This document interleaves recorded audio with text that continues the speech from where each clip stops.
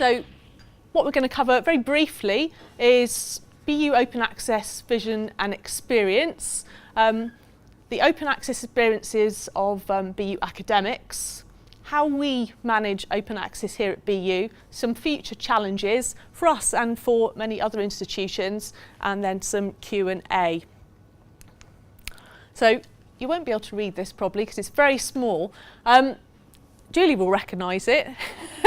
It's part of a poster that she and I put together in 2009, I think it was. Yeah, 2009, for a previous head of research. She went to Christchurch, New Zealand to present it, and we went to Christchurch House, which is one of the Bournemouth University buildings. But we had a lovely time and lots of cups of tea and discussions about open access. Anyway, so this is kind of a bit of a timeline of where we've been at in terms of research. And actually, Bournemouth University were quite ahead of the curve when it came to open access. And we were quite proud of that. We had a repository back in 2007. We had a new Vice-Chancellor. He came from University of Southampton, home of ePrints. We got our repository going, and we really did a lot of work with academic colleagues, getting all of our research data, our outputs into the repository, because we didn't have anything. We didn't have any system of knowing what research was done in the university, rather like Liège, as Alma was talking about earlier. So this was our way of finding out what existed. So we suck data in from various sources. We work with our academic colleagues to get them to become autonomous users of the repository. And it was working pretty well. At the time we wrote this, we were the 11th largest multidisciplinary institutional repository in the UK and 232nd in the World Web of Repositories, or something like that. And then, so as I say, this was in 2009. In 2009, we looked at what our vision would be for the future. So it's interesting to reflect back at what we actually achieved and what changed. So we said we were going to investigate products that enable systems to interface, like Symplectic. Hey, we got that one. And add e-thesis and integrate citation data from Web of Science and/or Scopus. E-thesis, yep, I think we might have got that one. We use data from Web of Science and Scopus, but we use the light version because their SciVal, etc. is too expensive. Create links to staff web profiles. We'll look at that in a moment. Develop metric tools within Symplectic. Introduce institutional stealth archiving mandate. We have something along those lines. And of course, REF 2012, which obviously became 2014, refine Bureau functionality data collection. We use Bureau, but we have used other systems as well. And then there were these incredible futures, and David Ball will know about this as he was the librarian at the time, and he wrote these articles. Big Flame. So if you want to speak about incredible futures, we thought that maybe institutions would be publishing all of their research within repositories, and journal editors would supply virtual labels on acceptance of articles, and we could have a protocol that auto-populates repositories with personal and subject metadata from original research. So unfortunately Ben's left now. This could be done. So in August 2009 we had 7,337 entries. There's quite a lot, but it was mixed economy, full text and metadata. So what actually happened next? We've got, I've talked about a few of these things. 2010, we had an academic publications policy, not a mandate. I think Julie and I discussed it. We thought we might kind of dip under the radar of some of the big publishers by not having a mandate, but actually sort of including everything from a mandate within a publications policy. But have all academics deposited in repository or made things open access? No, sadly not. Digitised and added all BU theses. This is something we did do. We were very proud that all of our theses every BU thesis that has been written is now available in the repository and harvested by Ethos, apart from about 5. 2011, we introduced our own open access publication fund, and that's increased this year. I think it's 100,000. Like other institutions, academics aren't rushing necessarily to get articles made available open access gold, but obviously that's increasing. We don't get any block funding, so we have provided this out of our own funds. So that's a big difference from some of the Russell University's institutions. Research blog, this was something, was it 2011 this started, 2010? Award-winning research blog, and also the launch of our open access fund, as I've mentioned. 2012, Bureau peaked at over 13,000 items, and we were achieving, as Elmer was describing, that 15% open access or full text within the repository. And then we purchased Symplectic Elements, or Brian as we would call it in this institution. Good old Brian. A lot of work around Brian, and there's lots of positives in helping us meet the ref requirements, improving our efficiencies, etc. But there was quite a lot of issues in terms of our integration between the Bureau, our repository, and with Brian, our CRIS system. And that, to be honest, was one of the things that got in the way of our open access. This might not... Anyone that's involved with repository and CRIS integration, crosswalks. Anyone understand? Crosswalks. Basically, all these little fiddly little integrations that try and get data to talk to one another, or systems to talk to one another. That took us absolutely ages to get sorted, and it really has been a challenge. And because the Bureau-Brian integration didn't work so well to start off with, I think it became quite a challenge selling open access to academics, and they became kind of focused on this, Brian, getting everything in Brian, but not the bit about getting stuff open access as well, which obviously was still important. So we've got a small team, and we tried to focus on the things that were most important at the time, and I think we slightly lost sight of open access.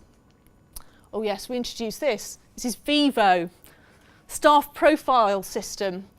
Wasn't very popular, this, say the least, but we wanted to make all of our data available open access about staff profiles, and it was a really good thing to do. It was just the system wasn't very pretty. So we produced this. This is lovely, Anthe Innis, and you'll see here much nicer staff profile system, and this took blinking ages to get sorted. There is a link for every item on the staff profile system that also appears in the repository. Okay, so 2014, we've got 2,718 full text items, plus a few more that have been added in the last day or so, and not so big now. Not so high up on the ranking list, but everything in there is full text. I'm going to move on to one of our academics, and this is Edwin van Tiegelen. I've pronounced that wrong, I know, but he's going to tell us a bit about his image of open access. Okay, I'm Edwin van Tiegelen from HSC, Professor of Reproductive Health Research at Bournemouth University. And over the last 10, 12 years, I've had quite a few publications in so-called open access journals, or journals that are some kind of hybrid of the more traditional paper-based and an element of open access. And I've been asked to say a little bit about that. Starting with why, most people would say something about Wellcome Trust, universities, guidelines and all that kind of stuff. But I think for me, working in developing countries, the key point for open access is that people in developing countries can access journals, can access articles that otherwise they can't. Your traditional paper-based journal is very expensive. It's expensive for UK universities, but extremely expensive for developing countries. So to me that is the first driver.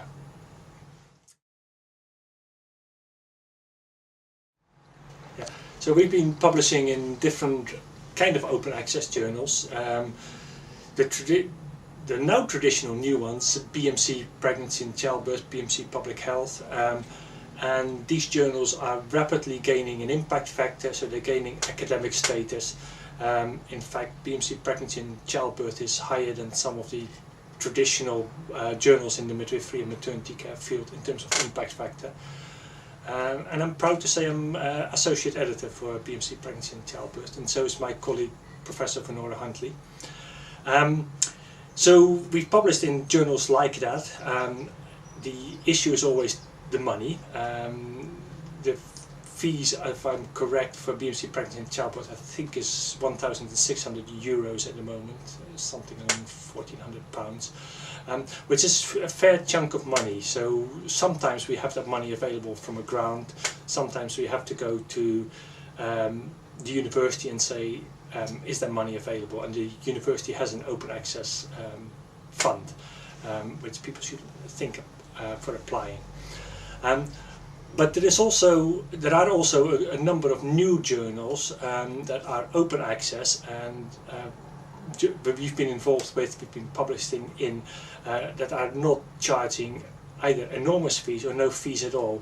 One of the journals, for example, is the Nepal Journal of Epidemiology, based in Nepal in Kathmandu, publishes online, publishes regularly, beginning to make an impact. It's in its 3rd or 4th year, but doesn't charge. So there are quality journals that charge very little or not at all.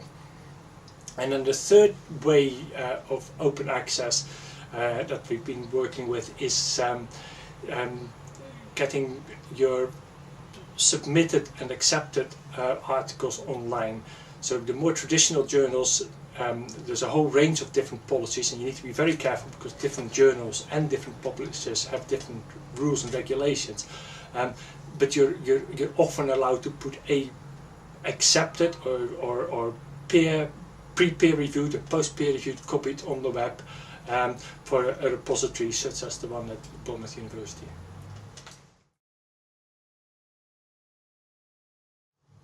So one of the good things with open access is that it is much more immediate. If you publish a journal in an open access journal, after the typical submission process and review and peer review and so on, once the paper is accepted, it's often on within a matter of days, sometimes a week or so. In the traditional paper-based journals, it could easily be a year between being accepted and finding a space in a print copy. Open access journals have far less restriction on pages and space, so it goes in whenever you have been accepted.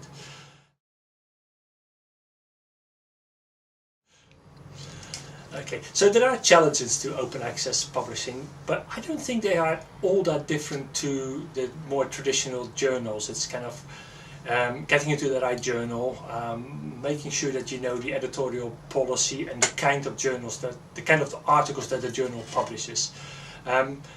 And one of the things that I find really useful is the directory of open access journals when you're looking for a journal to publish in. So typically, if you start as a budding researcher or early career researcher, you ask your peers, you ask your professors in the department, where do you publish? But you don't want to end up always publishing in the same journals. Sometimes you have got something to say for a different audience, and there are ways of finding out, for example, the directory of open access journals, of interesting journals that you might want to publish in.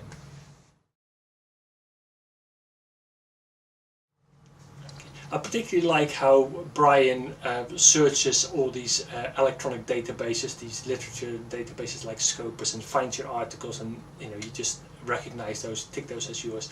And also how you can, through Brian, upload your papers onto Bureau for the ones that are in a slightly different format, for example reports or pre-publication versions. I think the system is really easy to use. Once you get used to it, it's genuinely easy to use. Okay. One of my recent positive experiences of open access was last year. We published a journal called Nepal Needs Midwifery in an English language open access journal based in Nepal. When we presented the paper at the first ever midwifery conference in Nepal, again last year, the organisers had printed copies of the paper because it's open access, easily available. So we had the presentation, but also the paper available to the audience as we were speaking. And thank you, Edwin. What I should have said, preempting that video, was that Edwin has the most items in Bureau. He has 80 items in our repository and is, I suppose, receives the most downloads. So he's a big advocate of open access and somebody that we could all look at as an example of great success in that area at BU. Now going to pass over to my colleague Shelly. We currently don't have a policy that advocates green or gold, but we do support both, and the university supports open access in whichever form the academic wants to make their outputs open access. And I'll go through how we do that as well a bit later on. The systems that we use are Brian, which is, as Emma mentioned before, which is a symplectic system, which is our publication management system. Our repository, which is Bureau, which is an ePrints-based system, and our Bournemouth University Open Access Fund, which is for gold access, as Emma mentioned again previously. That's mainly managed, very similar to Catriona at Oxford actually, on spreadsheets at the moment. But we're looking at reviewing that. So it's good to see that we're all doing pretty much the same thing. Okay, so how BU manages research information. It harvests information from external data sources such as Scopus, Web of Science, etc. It searches on various bibliographic metadata and imports it into Brian. It also imports data from our university Active Directory, from HR and things like that. We then, from Brian, we ask the academics to upload full text articles in the one-stop shop that is Brian. There's an icon there that you upload your full text article, and that will go through to the repository Bureau. Okay, information from Brian also goes to the staff profile pages within around a 24-hour period. So everything you put into our information management system will be showing in Bureau or in the staff profile pages. Normally in Bureau, how quick do you think turnaround normally for someone uploading to it appearing in Bureau? 2 working days, and the staff profile pages should be 24 hours. Okay, we've got a showcase of the kind of information that is downloaded from Bureau. Okay, we've got 838 journal articles in Bureau, and that's 343,000 plus downloads. And we can produce various statistical data from the Bureau system. I could tell you got the top 5 authors, and as Emma mentioned, Edwin is the most downloaded author that we have. However, it's not his article is not the most downloaded output. The most downloaded output is from Service to Experience, which is actually not a journal article, but a discussion paper, I understand. Okay, in Bureau we also have other research outputs. This is a piece from Vicky Isley, and I have to read the title because I cannot remember it. Lost Cause of Cloud Mountain Well Gigs. But that's also, it's a piece of artwork that's also stored within the repository and accessible to people. We just wanted to show you this because this is important. We were actually ahead of the curve in this instance. Our academics were encouraged to place their research findings in open access journals. This comes as our excerpt from Ref 2014, our impact statement. And as you can see, the academics will be seeking 80% compliance by 2015 and 100% adherence by 2018. So that's pretty proud of that. Okay, the future challenges for us. OA compliance. The differing research funder guidelines. At the moment, what happens is we're given lists of the PIs that are working in different research grants, and towards the end of the sequence, we actually get in touch with them and say to them, have you published anything open access? It's too late, we've discovered. It's much better to do it earlier on and suggest things to them, such as Sherpa Fact, so that they can use those to check out where they can publish, what the open access guidelines are for it, and to give them a helping hand. Because even the most experienced PIs seem to have difficulty dealing with open access. Also now we have, of course, the HEFKI guidelines to deal with.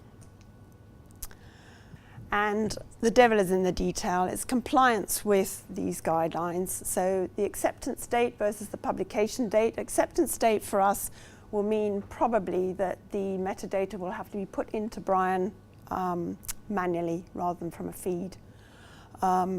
Embargoes, there's a difficulty with this because as everybody knows with embargoes, is it from the date that it first appears online, so early view? Is it the date from when it's finally published? We're not sure. We're going to have a debate about that and work out what to do. Is it going to be embargoed from Brian, or is it going to happen in the repository bureau? With metadata, the difficulty will be if it's entered manually, how accurate is it? How often have repository managers had to get back to academics to say, are you sure this is actually the title of what you had published? Because it doesn't seem to look anything like what I can see in this journal. Or an academic comes to you and says, you haven't got my article, and it's actually been published under a completely different title. The exceptions, of course, we'll have to look at carefully along with everybody else. We'll also need systems in place to support the REF 2020. As Ben was explaining earlier, hopefully if there's consultation with JISC, a lot of this work will be taken out of our hands because we have a hosted system.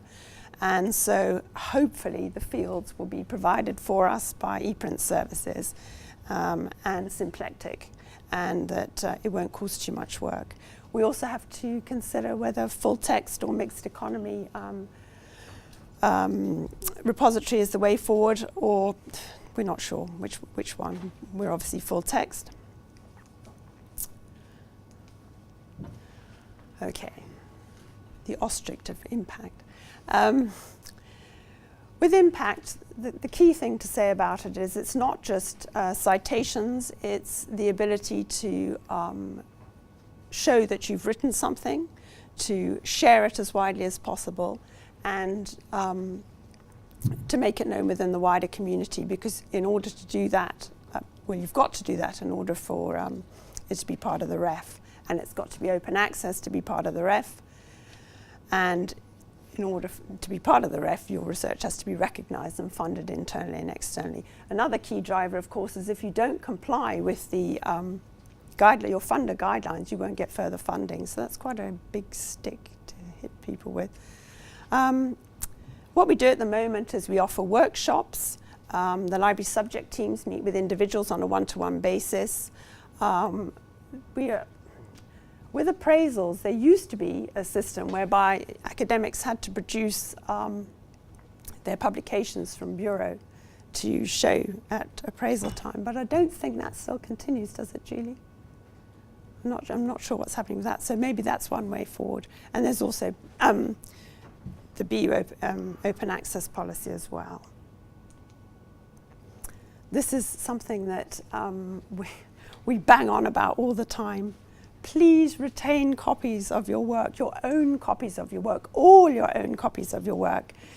Because when it comes to adding open access at the end, it may be all you've got left as the publisher's PDF, and we desperately need you to have all the different versions, because it may not be the final version that you can use if you've only got the published version left. And the other thing that'll be a challenge in the future, of course, is research data. But that's for another ref.